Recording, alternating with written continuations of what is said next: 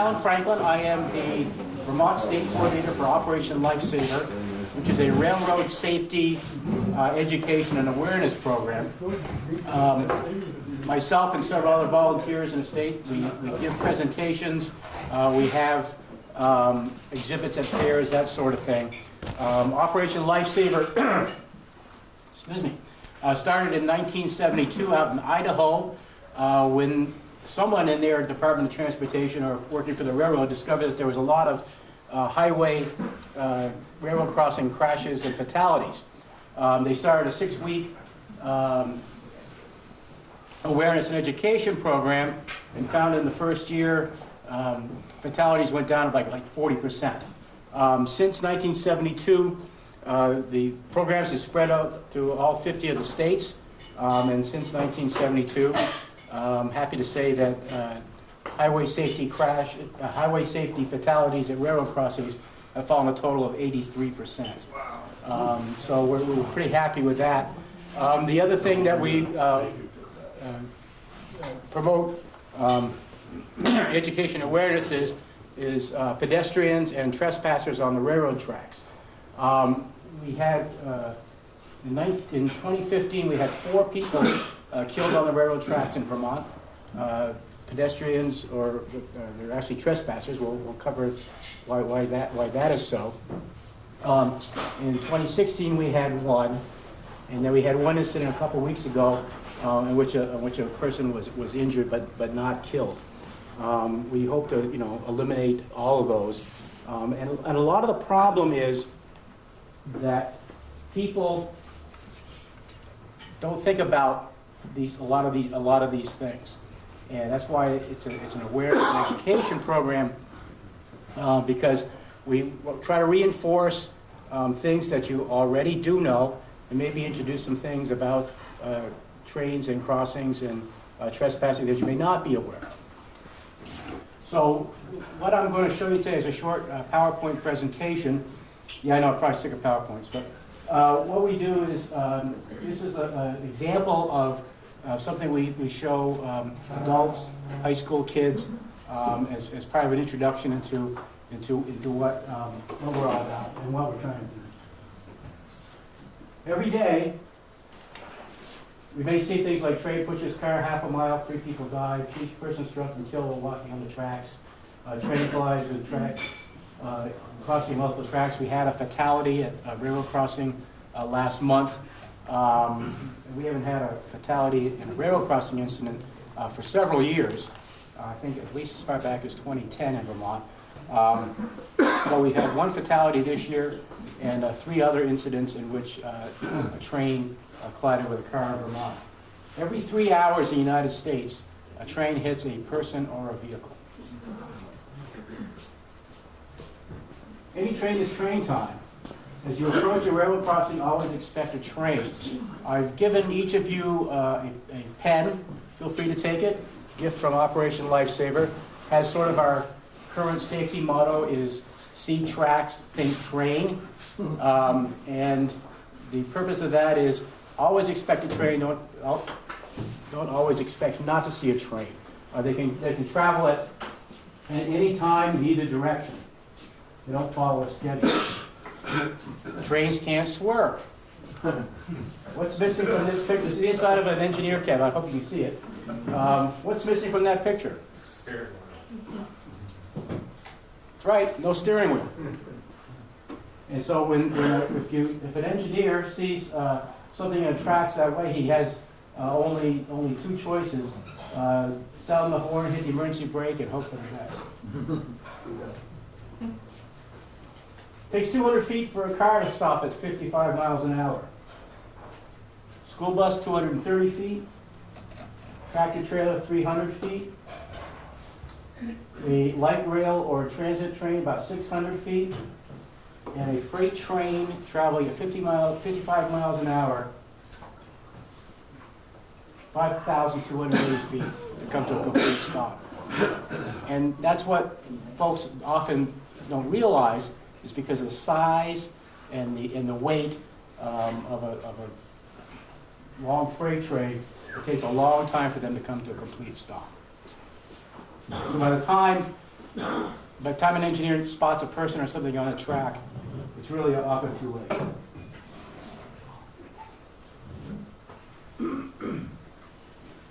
A typical car over a 12-ounce soda can is about the same weight ratio as a 12 million pound freight train to a car.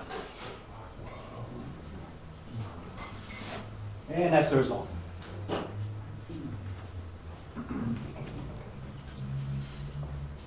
What will you do if you stall on the tracks? Well, first thing you do is get out.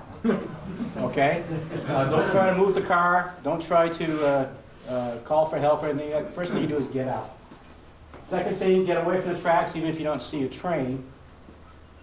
And if you do see a train, move at a 45-degree angle in the direction that the train is coming. If you go the other way, if a train hits your car, you might be hit by shrapnel. The first presentation I did last year in a high school, actually the first presentation of this type I ever did, and I had this slide. And the student said, well, I had an uncle or a cousin or someone actually killed that way by hit by a piece of from a car that was hit by a train. Wow. Again, these are things you don't often think about. At every railroad crossing, there's supposed to be this emergency sign. It's blue. If you go down to the nearest railroad crossing, I hope you'll see one. And what it does is give you a phone number. That number, if you see something at the track, a car stopped, or you're stopped, call that number. That will alert the railroad that there's a problem, and then they can stop the train in time. Each of these signs has a specific number, and that's like the serial number for the railroad crossing. Every railroad crossing in the United States, every public railroad crossing in the United States has a different number. And we have what's called passive crossings and active crossings. Passive crossing is one that does not have flashing lights or gates. Most crossings are passive. You have the advance warning sign, pavement markings. Of course, you have to have pavement markings. There's a no passing zone within 100 feet approach to a railroad crossing.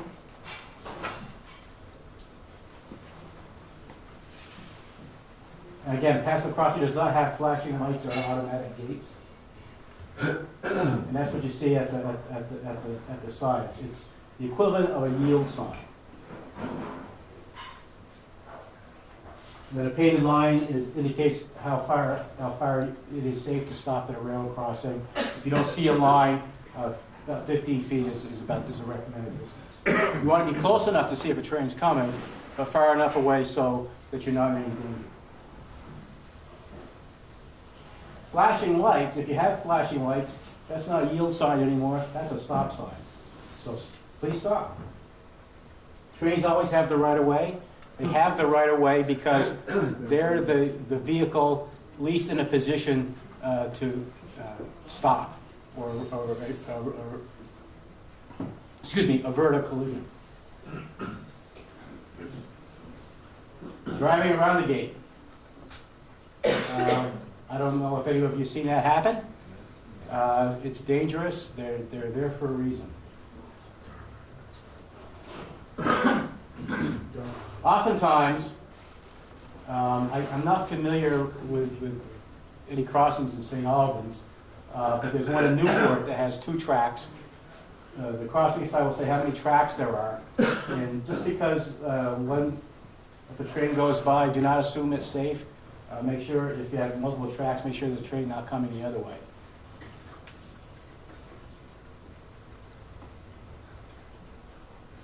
And there may not always be a train horn. There are areas which have petitioned the federal government to be a quiet zone where you won't hear a train. So if you see that sign, be aware that that's not something you're going to hear.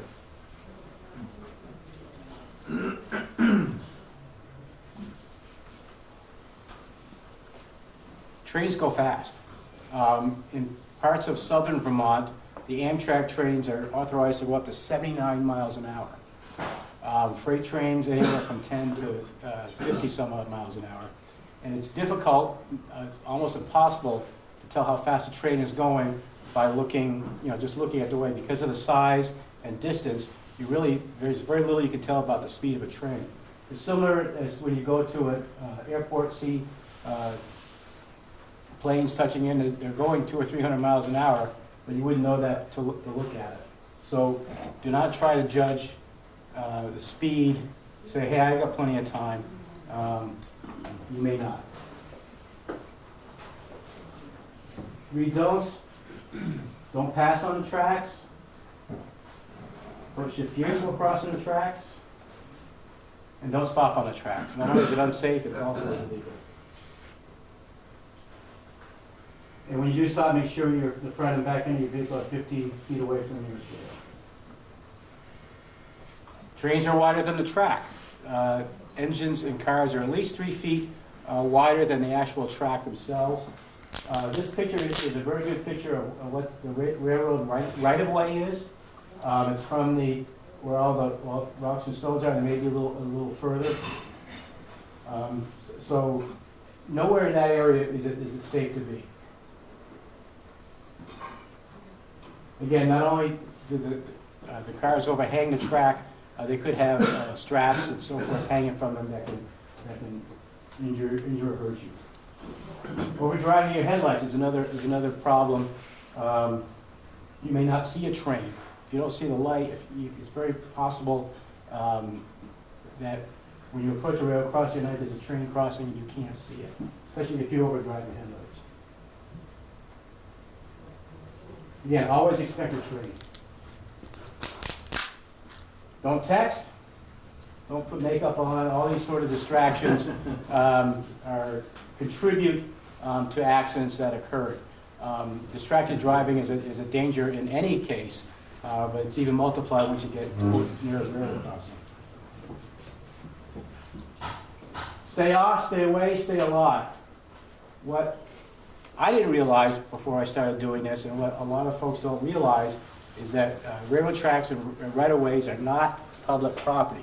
They're not sidewalks, they're not hiking trails. Okay? They're designed for trains and train only. Vermont passed a law that went into effect last year, which allows for a $200 fine for being in the railroad right-of-way. Some states have even more serious penalties for doing it. We're not looking to penalize people, we're looking to keep people safe. Taking shortcuts across the tracks can lead to seriously injured killed. I was at the state coordinators summit last week. All the state coordinators from all over the country met last week, and Operation Lifesaver of Canada had developed these virtual reality headsets, which you can sense get hit by a train. Pretty powerful stuff.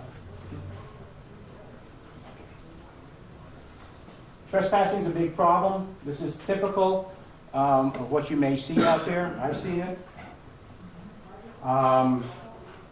Another issue that's come up recently is photography that takes place on the tracks. People having their portrait taken, people having selfies, that sort of thing. Not a good place to do that. Not only is it illegal, it's very unsafe. Well, where do you cross? Well, here's a pedestrian overpass. There's a sidewalk going under the train there. The only safe places are either overpass, underpass, or a designated sidewalk where available. Again, I relate to back where I live in Newport. There's sidewalks, public sidewalks, and there's a running path that crosses the track. Those are authorized places to cross. How many, I'm one of them, at some point in your life put a penny on the tracks to get run over by a train? Don't do it. You're more likely to get hurt by it ricocheting off the track than to get what you're really looking for. Tunnels, bridges, and trestles. Again, stay off. That's even more important because in the previous picture showing the right-of-way, there was a lot of space on either side. In tunnels and trestles, there's not space on either side. for a person. We had an incident a year and a half ago around Thanksgiving down in Hartford, in which two young men found themselves on a trestle, train coming at them. One jumped, one stayed, one was killed, one was seriously injured.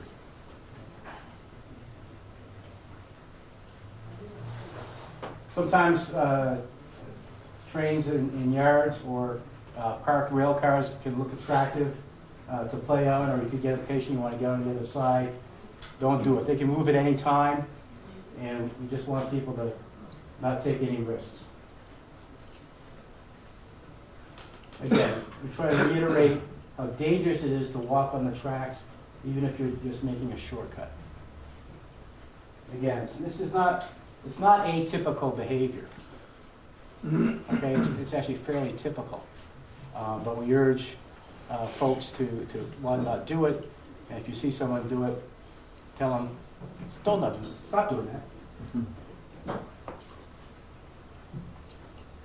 This is a picture of the results of a car that was hit by a train. Two gentlemen were trying to drive around the tracks. That's a tractor trailer that's been hit by a train. The vehicle's not going to come in, he's not going to win that battle. So look both ways. Listen for the sound of a train. And if you look and listen, you will live. And again, our safety motto, which is on your pens, is see tracks, think trains. This is a sign that shows that there's a railroad crossing on the side of it. Farm machinery are only supposed to be crossing at designated spots. There are a lot of designated farm crossings, which farmers, when the railroad crosses farmers' property, that are authorized for them to be used, but nowhere else.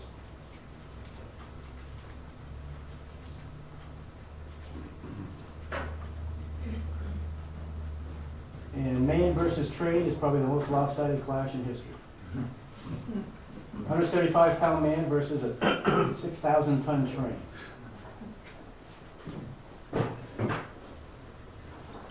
How is it any better? We had a moose try to take on a train in Georgia several years back. Oh, yeah? The moose lost. Moose don't always lose with a car. And again, there's very little that can withstand the force of a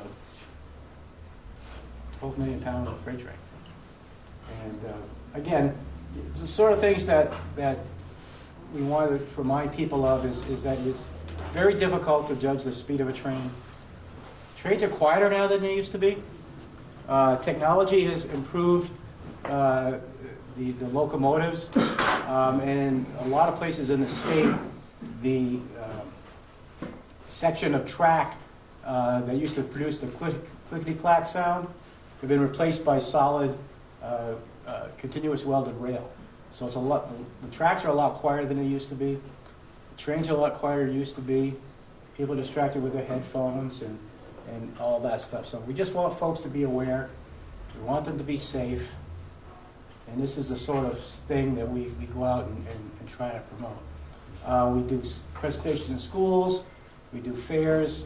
We do every level of school, from kindergarten kids all the way up through high school, general adult audiences such as yourself.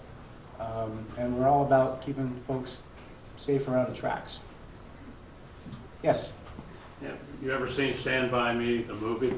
I have. All right, so that's one of the most dramatic scenes that I could think of is why not to be on the tracks? You know, there's the kids there. I think the final one, he actually does get pushed off the track, and they all are okay. But I mean, it's incredibly, how should I say, exciting to watch it. But We don't want excitement. you know what I mean? In other words, but it certainly I remember the movie, yes. drives the point home. Any questions or comments? Yes, sir. Yeah, early locomotives used to have a device mounted on the front that was called cow catcher. Yeah.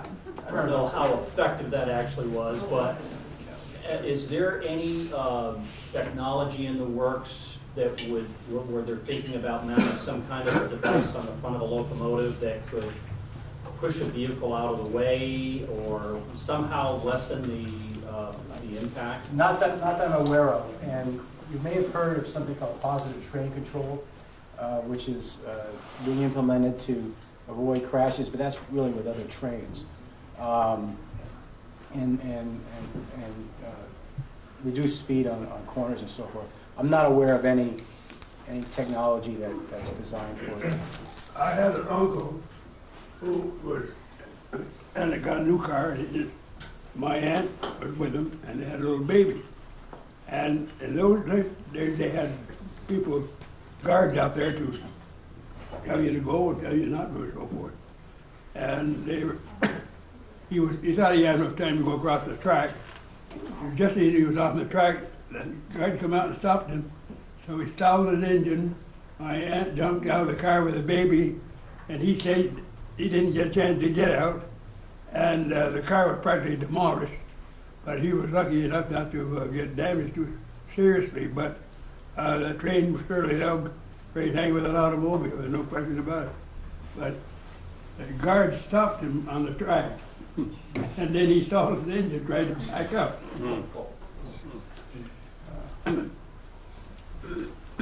Yes, sir. Italy has a whole bunch of high-speed trains. I mean, they're talking 125 miles an hour. But all of them, there's no crossings. All of them are elevated or otherwise on berms. That would be ideal. Yeah. That would be ideal. That has to happen with, traveling 125 and electric, so they're quiet. Yeah. They didn't enjoy it, right? Oh, You mentioned it's illegal to be on the tracks. What is the fine? up to $200. Up to Is there any different technology in Europe with high-speed trains than what we have here? It's not my area of expertise. I don't know, and I think in a lot of places, again, level grade crossings are being eliminated, but it's not going to happen here anytime soon. There's just too many. I know as a kid growing up near a railroad in a rural area, the tracks were considered a way to get from one place to another because there wasn't a road that close by. So I mean, we use the railroad bed almost daily, and I know now in retrospect, and there were trestles. We crossed trestles, but we always listened to the rail. Okay. Park just walking as far you can go and stay around with one track. Yeah. Just keep walking down the track, not fall off that. Exactly. Carl, you're not alone. Yes, sir. I'll just share that a friend of mine, a colleague that I work with, operated a town grader, and I was working in the woods at my house. When I came back to the house, my wife said there was a very loud crash down on the railroad track. Went down and he was grading across the railroad crossing, and the engine noise on the grader was much louder than the train. The train smacked and rolled the grader over down the track, and he was fortunate to be alive. Mm. Well, I think that just happened a couple of years ago here in St. Albans, just south of town. Wasn't that guy hit on the tracks with a front-end loader or something like that? Anybody remember that? Yeah. Yes, sir. Is there a rule when they reach a crossing and they have to blow the whistle, or is that just something that they No, arbitrarily do? that's a rule. That's why some areas are partitioned for these quiet zones. I don't necessarily think that's a good idea. I think it's two longs, one short, another long for when they approach the crossing. But if you got headphones on, you may not hear that. And that's why if you see a sign that says a quiet zone, be aware that there's not going to be a whistle. Yes, sir. Here in Vermont, are there areas that are more that there are more incidents at? There are yes. Brattleboro is a trouble spot. Rutland, River Junction, seem to have more incidents than others. I think because of more train traffic. and higher population. I don't know what the situation is up here, but I imagine there's, They're not ever Trespassing going very occurs. fast up here. well, your Amtrak trains are gonna go fast. They're pretty fast. The train gets to the rate crossing where they, over here. And they stop, you have to say a prayer to him. And then you back in and tows across, so he shouldn't be hitting anybody. But I am told that in the old days, rather than take the road to go to get to New York State, that the guys would walk across on the trestle.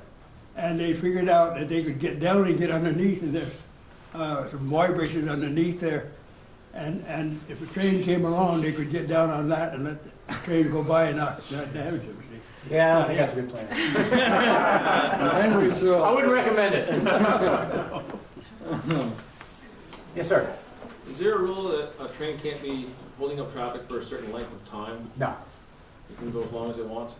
Well, it's not necessarily an indication of as long as it wants, as much as, sometimes they get held up for reasons that they can't control. But I'm not aware of any rule that prevents that. They try to keep it. They do try to keep that down to a minimum. But you can lay flat on that train, on that track, it'll clear you, right? Maybe we'll. Bert's tried it on the I know guys that did. Right flat on their stomach. And we're just on a. Please don't try this at home. Not recommended. Report back next meeting. Yeah, just again, stay off, stay away, stay off. This doesn't necessarily have to do with train vehicle collisions, but, we all remember that the runaway train in, I think, Megantic, Yeah. What safeguards, is that just something peculiar to trains in Canada, or what kind of safeguards do we have to prevent runaway? It's my understanding, that was, from what I understand about that incident, is that someone was supposed to set a series of brakes and didn't do it. I've read the inquest from that. There was a whole chain of events, any one of which that was supposed to, and it wasn't a complete utter failure. The problem was, they thought it was level, it was partly the brakes didn't hold, etc. There was also some human error. It was a combination of events. And once it was going, it was too late. Combination of everything that could go wrong went wrong. Yeah. So they changed the rules. All right. Well, thank you very much. Thank you. Appreciate you having me.